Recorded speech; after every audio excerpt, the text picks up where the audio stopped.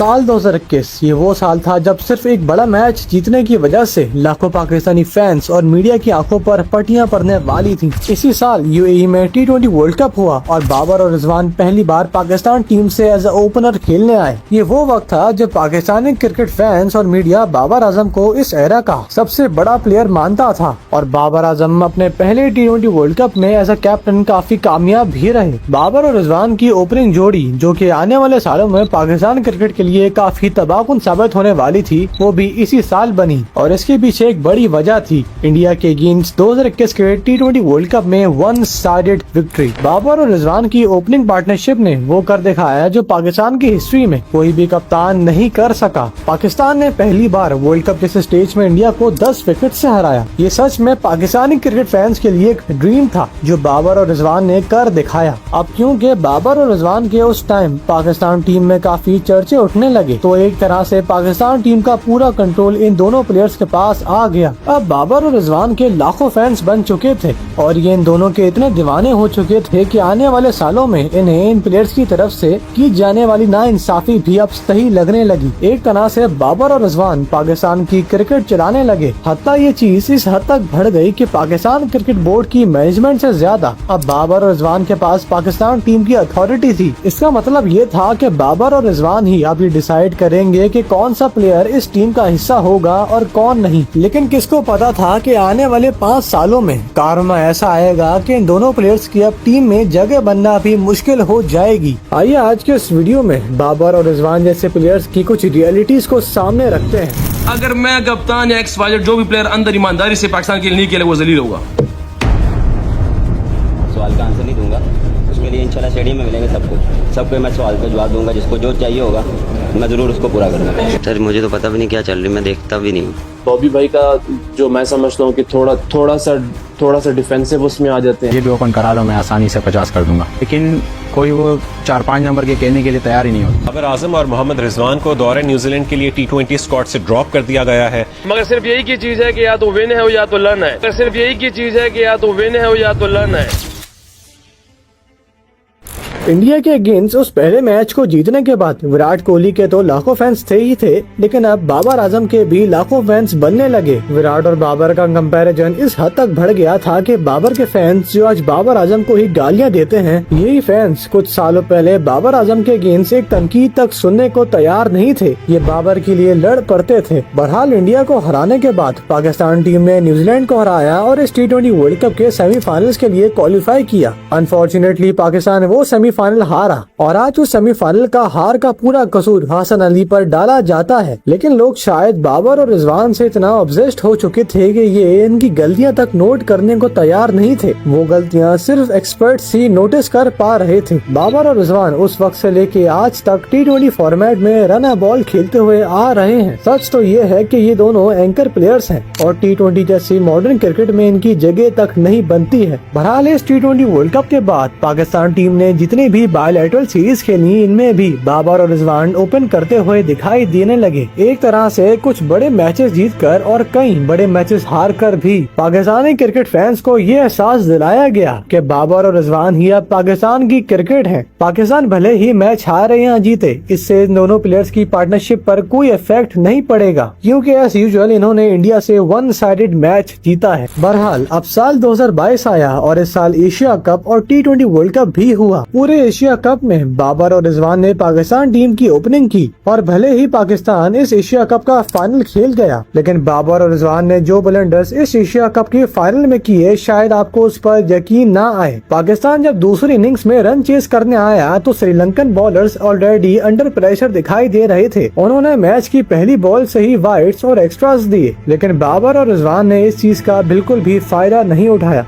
उस बॉलर को अटैक और अंडर प्रेशर करने के बजाय इन दोनों प्लेयर्स ने डरपोक और डिफेंसिव क्रिकेट खेली। रिजवान ने 49 बॉल्स कंज्यूम करके सिर्फ 55 रन्स बनाए। ओवर्स कम होने की वजह से अब पाकिस्तान टीम की बैटिंग लाइनअप पर प्रेशर आया और आसिफ अली जैसा हार्ड हिटर भी पाकिस्तान टीम को वो मैच नहीं जितवा सका। पाकिस्तान 147 रन पर ऑल आउट हुआ और ये फाइनल 23 रन से हारा। बहरहाल अब 2022 का T20 वर्ल्ड कप आया और इस पूरे T20 वर्ल्ड कप में बाबर और रिजवान एक दफा फिर ओपनिंग करते हुए दिखाई दिखाई दिए। इस T20 वर्ल्ड कप में वो प्लेयर्स जो पाकिस्तान को माजी में मैचेस जितवा चुके हैं, उनके साथ नाइंसाफी की गई। आसिफ अली जो सच में एक मैच विनर है, उसे पहले मैच से ही ड्रॉप कर दिया गया। इंडिया से पहला मैच हारने के बाद अब पाकिस्तान क्रिकेट के वो दिन भी आने वाले थे जब पाकिस्तान टीम बाबर और रिजवान के एरा में जिम्बाब्वे से पहली बार किसी ग्लोबल स्टेज में हारने वाली थी, और अब ये दिन आ ही गया। पाकिस्तानी बॉलर्स ने जिम्बाब्वे को 129 रन पर ऑल आउट भी कर दिया था, लेकिन जब दूसरी इनिंग्स की शुरुआत हुई तो बाबर और रिजवान से जिम्बाब्वे के बॉलर्स ही टैकल नहीं हो पा रहे थे। इनका इंटेंट पहली बॉल से ही नजर नहीं आ रहा था। काफी फाइट करने के बावजूद भी unfortunately Pakistan team 130 run chase नहीं कर सकी। ये वही मैच था जिसके बाद बाबर आजम को जिम्बाबर कहा जाने लगा, यानी वो प्लेयर जो सिर्फ छोटी टीम्स के अगेंस्ट ही रन करता है। बहरहाल अब इंडिया और जिम्बाब्वे से हारने के बाद पाकिस्तान टीम का अब इस वर्ल्ड कप के सेमीफाइनल्स में भी क्वालिफाई करना मुश्किल हो गया था, लेकिन फिर इस वर्ल्ड कप में कुदरत का निजाम हुआ और पाकिस्तान सेमीफाइनल्स में पहुंचा। इस T20 वर्ल्ड कप के सेमीफाइनल्स में एक टैलेंटेड प्लेयर यानी मोहम्मद हारिस को चांस दिया गया, जहां बाबर और रिजवान 15 ओवर्स खेलकर भी मैच को फिनिशिंग लाइन के करीब नहीं ला सके। वहां मोहम्मद हारिस ने जबरदस्त पावर हिटिंग कर मैच को फिनिश किया। मोहम्मद हारिस की एक और जबरदस्त नॉक इसी वर्ल्ड कप में साउथ अफ्रीका के अगेंस्ट भी है, जहां इन्होंने साउथ अफ्रीका के प्रीमियम बॉलर्स जैसे कि रबादा को पुल शॉट्स मारे। बहरहाल पाकिस्तान टीम की इस वर्ल्ड कप में जर्नी अब तक काफी अनप्रेडिक्टेबल चल रही थी, क्योंकि पाकिस्तान इस वर्ल्ड कप के फाइनल्स में क्वालिफाई कर गया। इस वर्ल्ड कप के फाइनल में भी बाबर और रिजवान पाकिस्तान टीम को एक तेज स्टार्ट नहीं दे सके। रिजवान ने 14 बॉल्स पर 15 रन बनाए, वहीं बाबर आजम ने 28 बॉल्स पर 32 रन। पाकिस्तान ने इंग्लैंड को 137 रन का टारगेट दिया, जो इंग्लैंड ने 19 ओवर्स में ही चेस कर लिया था। पाकिस्तान अब बाबर आजम की कप्तानी में तीसरा इवेंट हार चुका था। बहरहाल अब 2023 का वनडे वर्ल्ड कप आया और बाबर आजम को इस वर्ल्ड कप में भी पाकिस्तान टीम की कैप्टनसी दी गई। बाबर आजम ने इस वर्ल्ड कप से पहले मीडिया में कुछ बड़ी स्टेटमेंट्स दी, लेकिन देखने वाली चीज ये थी कि क्या बाबर वाकई ही इंडिया के मैदानों में ये चीज प्रूव कर पाएंगे या नहीं।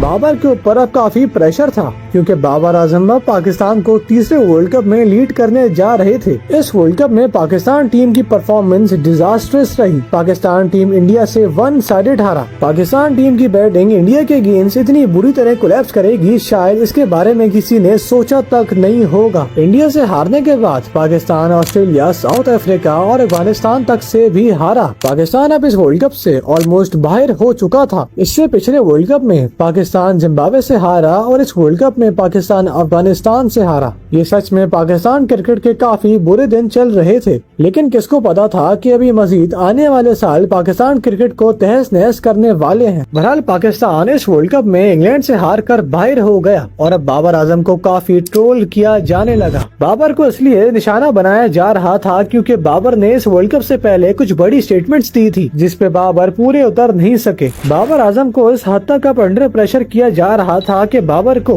पाकिस्तान टीम की तीनों फॉर्मेट्स की कैप्टनसी से रिजाइन देना पड़ा। पीसीबी ने अब शाहीन शाह अफरीदी को T20 फॉर्मेट का कैप्टन बनाया और शान मसूद को ODI और टेस्ट फॉर्मेट का, लेकिन न्यूजीलैंड के अगेंस्ट सिर्फ एक ही सीरीज हारने पर शाहीन शाह अफरीदी से कैप्टनसी वापस ले ली गई और वही कैप्टनसी बाबर आजम को दोबारा दे दी गई। और यहाँ बाबर आजम खुलकर एक्सपोज हुए, इनकी हिपोक्रेसी सामने आई। बाबर आजम ने आखिर कैप्टनसी छोड़कर क्यों ली और क्यों बाबर ने शाहीन शाह अफरीदी को बैक नहीं किया? ये सवाल बता देते हैं कि बाबर को सच में उस वक्त कैप्टनसी की लालच थी। पाकिस्तान की क्रिकेट किस तरफ जा रही थी, शायद बाबर को इस चीज की बिल्कुल भी फिक्र नहीं थी और यहीं से प्लेयर्स के दरमियान ग्रुपिंग के भी इल्जामात लगने लगे, स्पेशली बाबर, रिजवान और शाहीन शाह अफरीदी के बीच। और यह चीज अक्सर मैचेस में देखी भी जाने लगी जब प्लेयर्स के बीच यूनिटी बिल्कुल भी दिखाई नहीं दे रही थी। शायद इन प्लेयर्स को कैप्टनसी के नशे थे। बहरहाल अब 2023 का ODI वर्ल्ड कप खत्म हुआ और पाकिस्तान की अब ऑस्ट्रेलिया के अगेंस्ट ऑस्ट्रेलिया में ही एक टेस्ट सीरीज करीब आ रही थी।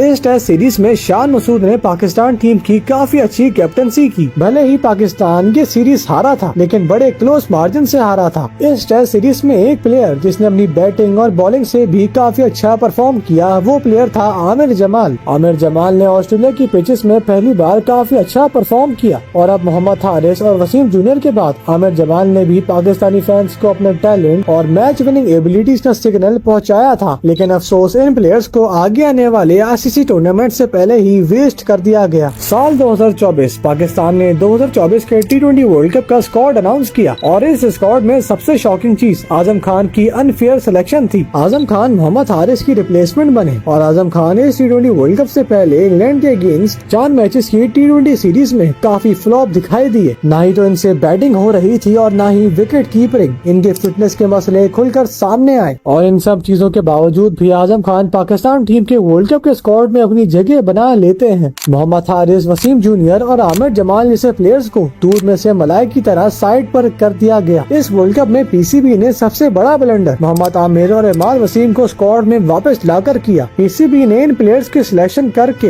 अपने आप को ही एक्सपोज कर डाला। पीसीबी ने ये साबित किया कि पाकिस्तान में मेरिट पर आने वाले और डोमेस्टिक प्लेयर्स की बिल्कुल भी अहमियत नहीं और ये सब अगेन बाबर आजम की कैप्टनसी में हो रहा था। बहरहाल पाकिस्तान ने इस वर्ल्ड कप में अपना पहला मैच इंडिया से खेला और पाकिस्तान ने इंडिया के अगेंस्ट वो मैच जिसमें पाकिस्तान को सिर्फ 119 रन बनाने थे, पाकिस्तान वो मैच 6 रन से हार गया। पाकिस्तान की batting lineup as usual collapse कर गई और जसप्रीत बुमराह की शानदार बॉलिंग ने इंडिया को वो मैच जितवाया। दोस्तों, सबसे शर्मिंदगी हमें तब हुई जब पाकिस्तान यूएसए जैसी टीम जो अपना क्रिकेट में पहला मैच खेल रही थी, पाकिस्तान इससे भी मैच हारा। पाकिस्तान ने पहली इनिंग्स में 160 रन का टारगेट दिया और जब दूसरी इनिंग्स की शुरुआत हुई तो हमारी सो कॉल्ड बॉलिंग लाइनअप से 160 रन भी डिफेंड नहीं हुए। मैच सुपर ओवर तक गया और जब पहले टारगेट देने की बारी आई तो पाकिस्तान टीम के दोनों ओपनर्स यानी बाबर और रिजवान डगआउट पर चुपचाप बैठे हुए थे। इनकी इतनी हिम्मत नहीं पड़ सकी कि ये यूएसए के बॉलर्स को फेस कर सके। यही वो दोनों ओपनर्स थे जिन्होंने तकरीबन हर मैच में ओपन किया है, लेकिन जब पाकिस्तान को इनकी जरूरत पड़ी और सिचुएशन थोड़ी डिफिकल्ट हुई तो ये चुपचाप डगआउट पर बैठे हुए थे। बहरहाल पाकिस्तान ने यूएसए को 13 रन का टारगेट दिया और पाकिस्तान वो सुपर ओवर हार गया और इवेंचुअली यूएसए से हार गया। आजम खान इस वर्ल्ड कप में भी फ्लॉप रहे और इफ्तिखार अहमद ने तो साबित कर दिया था कि वो सच में एक फ्रॉड क्रिकेटर हैं। पाकिस्तान यूएसए से हार कर इस T20 वर्ल्ड कप के ग्रुप स्टेजेस से ही बाहर हो गया। Babar Azam as a captain 6th event हार चुके थे और अब क्रिकेट बोर्ड के प्रेशर की वजह से बाबर आजम को मजबूरन कैप्टनसी से दोबारा रिजाइन देना पड़ा। पाकिस्तान क्रिकेट फैंस के आंखों के सामने रियलिटीज आ चुकी थी क्योंकि बाबर की कैप्टनसी में पाकिस्तान जिम्बाब्वे, अफगानिस्तान और अब यूएसए से हार चुका था। पाकिस्तान जिसकी क्रिकेट जैसे स्पोर्ट्स में इतनी रिच हिस्ट्री रह चुकी है, आज पाकिस्तान टीम यूएसए जैसी छोटी टीम से हार रही थी। बहरहाल बाबर को कप्तानी से हटाने के बाद क्रिकेट बोर्ड ने रिजवान को ओडीआई और T20 फॉर्मेट का कैप्टन बना दिया, लेकिन रिजवान भी उसी ग्रुप का हिस्सा थे जिस ग्रुपिंग में बाबर और शाहीन मुलविस थे। लेकिन फिर भी रिजवान ने अपनी कप्तानी में पाकिस्तान क्रिकेट के लिए काफी अच्छा करके दिखाया। पाकिस्तान ने T20 और ओडीआई सीरीज के लिए ऑस्ट्रेलिया का टूर किया और ऑस्ट्रेलिया टूर के लिए इस बार नए प्लेयर्स जैसे कि साइम अयूब, आमिर जमाल और कामरान गुलाम को चांस दिया गया और इन प्लेयर्स ने डिलीवर भी करके दिखाया।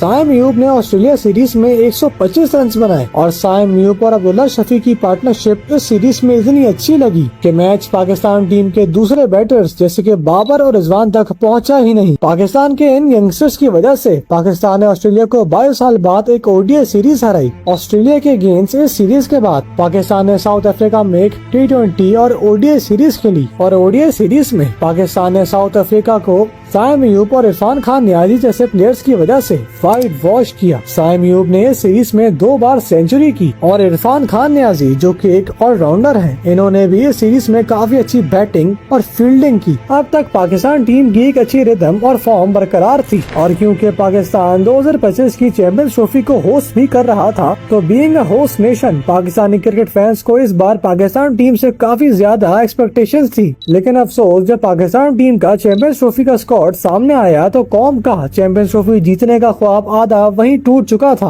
पाकिस्तान के चैंपियंस ट्रॉफी के स्क्वाड में फहीम अशरफ और खुजिल शाह जैसे प्लेयर्स को बिना किसी बेस के स्क्वाड में शामिल कर दिया गया। साइम अयूब जिन्हें एक एंगल फ्रैक्चर के चलते चैंपियंस ट्रॉफी से रूल्ड आउट कर दिया गया था, इनकी नामौजूदगी की वजह से टीम में एक पैनिक बटन बज चुका था। सिलेक्शन कमेटी स्क्वाड को फाइनलाइज नहीं कर पा रही थी और स्क्वाड फाइनलाइज होने के बावजूद भी मोहम्मद हारिस, वसीम जूनियर, आमिर जमाल, अब्बास अफरीदी और इरफान खान नियाजी जैसे टैलेंटेड प्लेयर्स को पिक नहीं किया गया और जिस तरह स्क्वाड को चुना गया था उसी तरह की परफॉर्मेंसेस भी सामने आई। पाकिस्तान अपना पहला चैंपियंस ट्रॉफी का मैच न्यूजीलैंड से कराची में हारा, वहीं दूसरा मैच दुबई में इंडिया से हारा और इंडिया से हार कर पाकिस्तान इस चैंपियंस ट्रॉफी से बाहर हो गया। ये वो पाकिस्तान टीम हरगिज नजर नहीं आई जिसने ऑस्ट्रेलिया को ऑस्ट्रेलिया में हराया और साउथ अफ्रीका को साउथ अफ्रीका में हराया। जहाँ दुनिया की दूसरी टीम्स 4 से 5 स्पिनर्स कैरी कर रही है, वहाँ पाकिस्तान पाकिस्तान के पास सिर्फ एक ही प्रॉपर स्पिनर था। इस चैंपियंस ट्रॉफी में पाकिस्तानी प्लेयर्स की पुअर फिटनेस भी सामने आ रही थी। तैयब ताहिर अपनी विकेट ऐसे थ्रो कर जा रहे थे जैसे इन्होंने पहले कभी जिंदगी में बल्ला पकड़ा ही ना हो। पाकिस्तान अपने पहले 2 मैचेस में बिल्कुल भी कम्पीट नहीं कर पाया और 1 साइडेड हारा। पाकिस्तान का इस चैंपियंस ट्रॉफी में तीसरा मैच जो कि रावलपिंडी में होना था वो बारिश को चलते वॉश आउट हो गया। इस चैंपियंस ट्रॉफी से होस्ट नेशन का ही सबसे पहले बाहर हो जाना सच में एक शर्मनाक चीज है। पाकिस्तान टीम में शाइम अयूब और फखर जमान का ना होना साबित कर चुका है कि पूरी पाकिस्तान टीम सिर्फ कुछ ही इंडिविजुअल्स पर डिपेंडेंट है। पाकिस्तान की फास्ट बॉलिंग ट्रियो भी इस चैंपियंस ट्रॉफी में पूरी तरह से फ्लॉप दिखाई दी। दोस्तों, अगर आपको याद है तो पीसीबी चेयरमैन ने 2024 के T20 वर्ल्ड कप की हार के बाद पाकिस्तान टीम में एक सर्जरी का वादा किया था और वो सर्जरी अब यानी 2025 की चैंपियंस ट्रॉफी के बाद होती हुई दिखाई दे रही है। पाकिस्तान ने न्यूजीलैंड सीरीज के लिए अपना स्क्वाड अनाउंस किया है और इस स्क्वाड में कई यंगस्टर्स को चांस दिया गया है, जैसे कि जादाद खान, अब्बास अफरीदी, मोहम्मद हारिस, इरफान खान नियाजी और सुफियान मुकीम जैसे प्लेयर्स को चांस दिया गया है। लेकिन फिर भी इस स्क्वाड में शॉकिंग चीज ये है कि सलमान अली आगा को T20 का कैप्टन अपॉइंट किया गया है, वहीं शादाब खान को वाइस कैप्टन। दोस्तों, फिर भी पॉजिटिव चीज तो ये है कि बाबर और रिजवान का टॉक्सिक एरा खत्म होते हुए दिखाई दे रहा है और डोमेस्टिक के प्लेयर्स को दोबारा चांसेस और अपॉर्चुनिटीज दी जा रही हैं।